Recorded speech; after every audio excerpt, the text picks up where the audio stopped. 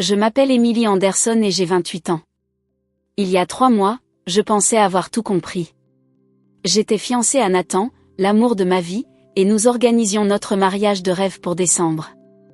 Nous étions ensemble depuis 4 ans, et il m'avait demandé en mariage à l'anniversaire de notre premier rendez-vous, avec la bague de ma grand-mère que je lui avais spécialement donnée pour ce moment. Je me souviens si clairement de cette soirée. Nous étions dans notre restaurant préféré, le petit restaurant de Comfort Food, où nous avions eu notre premier vrai rendez-vous. Nathan était nerveux, tripotant sa serviette, et j'ai fait semblant de ne pas remarquer la petite boîte en velours qui déformait la poche de sa veste. Quand il a finalement mis un genou à terre, les larmes coulant sur son visage, il a dit « Emily, tu es tout pour moi. Je ne peux pas imaginer respirer sans toi. » Tout le restaurant a éclaté en applaudissements. Même les frères à l'air dur, assis à la table du fond, s'essuyaient les yeux. C'était le genre d'amour que Nathan et moi partagions, celui qui faisait croire en l'éternité même aux inconnus. Mais voici ce que je ne savais pas à ce moment-là, ma propre famille complotait déjà pour détruire tout ce qui comptait pour moi. Ma sœur Rachel nous observait depuis l'ombre, et apparemment, elle voulait ce que j'avais. Pas seulement l'envier, non, elle était prête à mentir, manipuler et trahir tout ce qui était sacré pour l'obtenir. Si quelqu'un m'avait dit alors qu'en 3 mois, je me tiendrais devant une église en regardant ma sœur épouser mon fiancé lors de ce qui aurait dû être mes funérailles, je lui aurais ri au nez. La famille ne fait pas ça à la famille. N'est-ce pas faux? Terriblement faux. La manipulation a commencé si subtilement que j'ai failli ne pas la remarquer. C'était 2 semaines après que Nathan m'ait demandé en mariage, et nous étions chez ma mère pour le dîner du dimanche. Toute la famille était là, maman, papa, mon grand frère Jérôme, et bien sûr, Rachel. Alors, c'est pour quand, le grand jour? A demandé maman en faisant passer son célèbre pain de maïs. Nous pensons au 20 décembre, ai-je répondu en serrant la main de Nathan. Juste avant Noël, ce sera magique avec toutes les lumières et les décorations.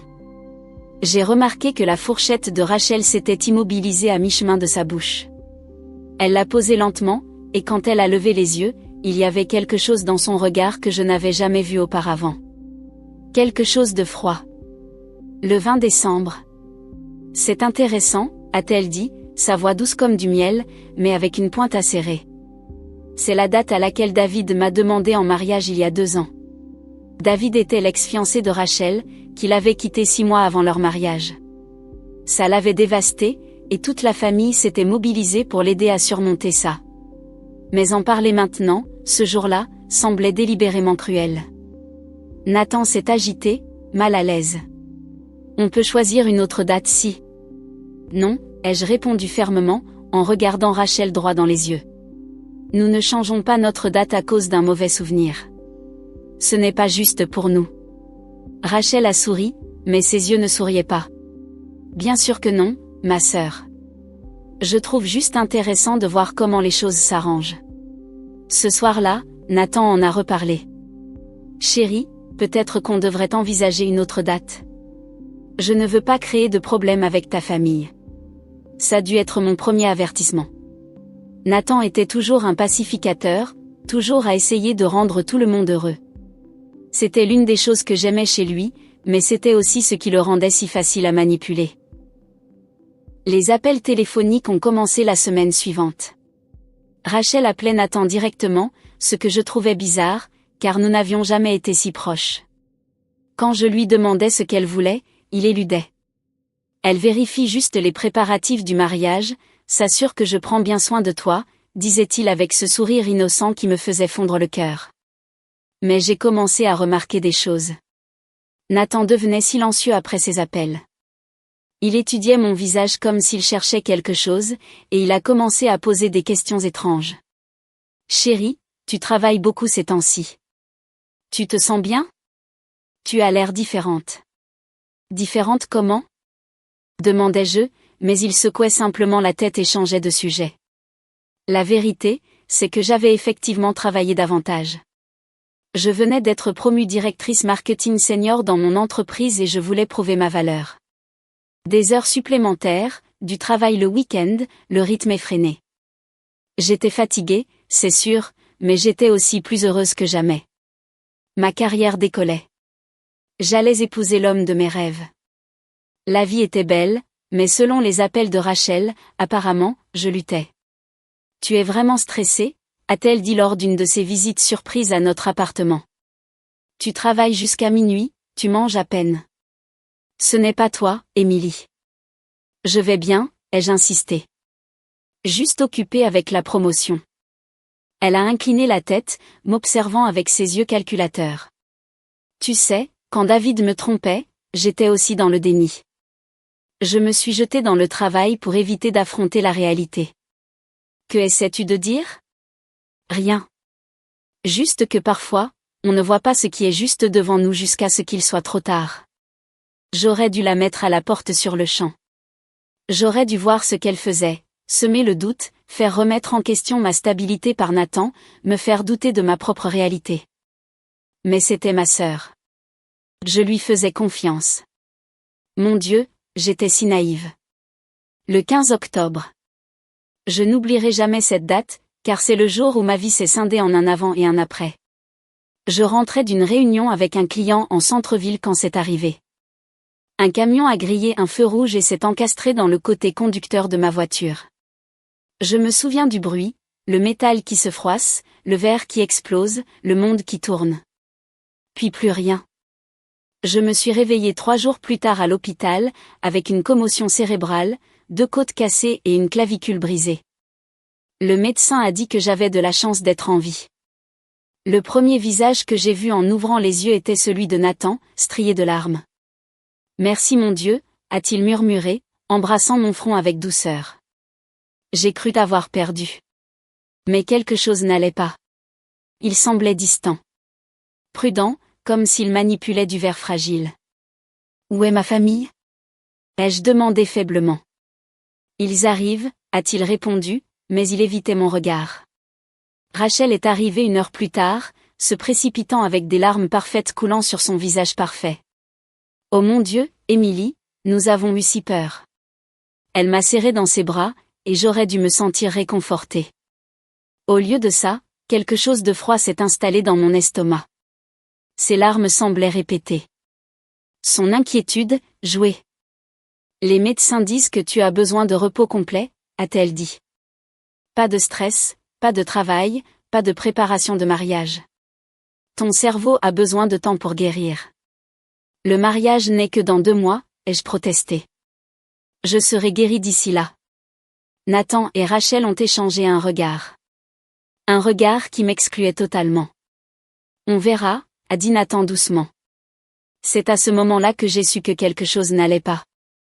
Mais j'étais faible, blessée et sous médicaments. Je ne pouvais pas combattre ce que je ne comprenais pas encore. Je n'avais aucune idée qu'ils avaient déjà commencé à organiser mes funérailles. La convalescence a été un enfer, mais pas pour les raisons que tu crois. Mes blessures guérissaient bien, mais mon système de soutien s'effritait de manière incompréhensible. Nathan a commencé à me rendre visite moins souvent. Quand il venait, il semblait nerveux, agité. Il vérifiait constamment son téléphone et trouvait des excuses pour partir tôt. Je ne veux pas te fatiguer, disait-il. Rachel pense. Rachel pense quoi? L'interrompais-je, mais il m'embrassait simplement sur le front et changeait de sujet. Mes amis du travail m'ont envoyé des fleurs et des cartes, mais quand j'ai essayé de les appeler, ils semblaient distants, maladroits, comme s'ils savaient quelque chose que j'ignorais. Prends tout le temps dont tu as besoin, a dit mon patron quand j'ai appelé pour parler de mon retour. On gère tout très bien sans toi. Ça m'a blessé. J'avais travaillé si dur pour cette promotion, et maintenant, j'avais l'impression d'être facilement remplaçable. La seule personne qui semblait sincèrement inquiète était Jérôme, mais même lui agissait bizarrement. Tu es sûre que ça va, petite sœur? A-t-il demandé lors d'une de ses visites. Tu as l'air, je ne sais pas, différente. Différente comment? Tout le monde me dit ça. Rachel a mentionné que tu avais des sautes d'humeur, que tu te mettais en colère pour des riens. Je ne me suis jamais mise en colère pour quoi que ce soit. Vois-tu, comme ça, tu viens de t'énerver contre moi. Je l'ai fixé, me sentant perdre la tête. Étais-je en train de devenir folle? Le traumatisme crânien affectait-il ma personnalité, ou quelque chose d'autre se passait-il? Cette nuit-là, j'ai entendu Nathan au téléphone dehors, dans le couloir. Sa voix était basse, mais j'ai saisi des fragments. Ça empire. Je ne sais pas quoi faire. Peut-être que Rachel a raison. Quand il est revenu, j'ai fait semblant de dormir, mais mon cœur battait à tout rompre. Qu'est-ce qui empirait? À propos de quoi? J'allais bientôt découvrir que ma famille avait convaincu tout le monde que j'étais en train de mourir. C'est maman qui a finalement laissé échapper la vérité. Elle est venue me voir pendant que je faisais la sieste, et je me suis réveillée en l'entendant pleurer à mon chevet. Mon pauvre bébé, chuchotait-elle. Je n'arrive pas à croire que ça t'arrive. Maman, qu'est-ce qui ne va pas? Elle a sursauté, essuyant rapidement ses larmes. Rien, mon cœur. Juste, comment te sens-tu aujourd'hui? Je me sens mieux.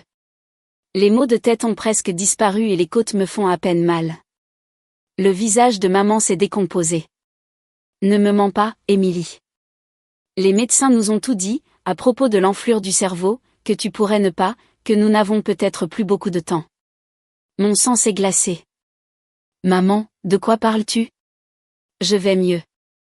Le médecin a dit que je guérissais parfaitement. Elle m'a regardée comme si j'avais poussé une deuxième tête. Mais Rachel a dit qu'elle avait parlé au docteur Henderson elle-même. Elle a dit que tu avais des lésions cérébrales, que tu avais des épisodes où tu ne te souvenais de rien, où tu devenais violente. Quoi? J'ai essayé de me redresser trop vite, et une douleur a traversé mes côtes.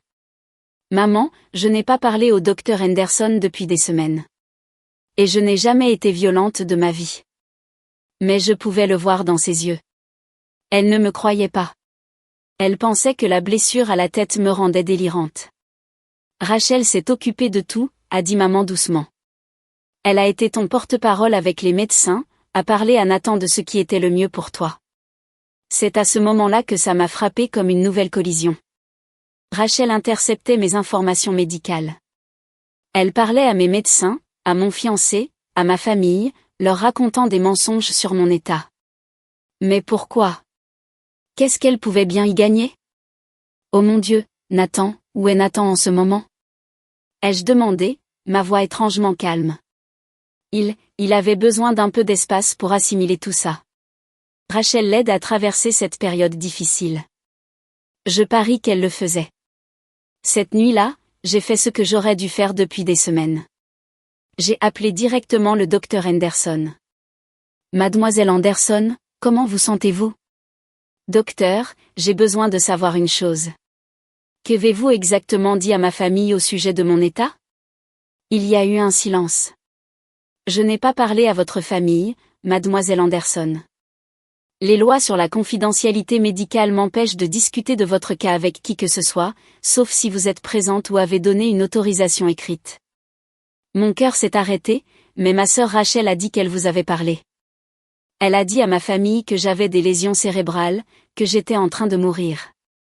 Mademoiselle Anderson, c'est absolument faux.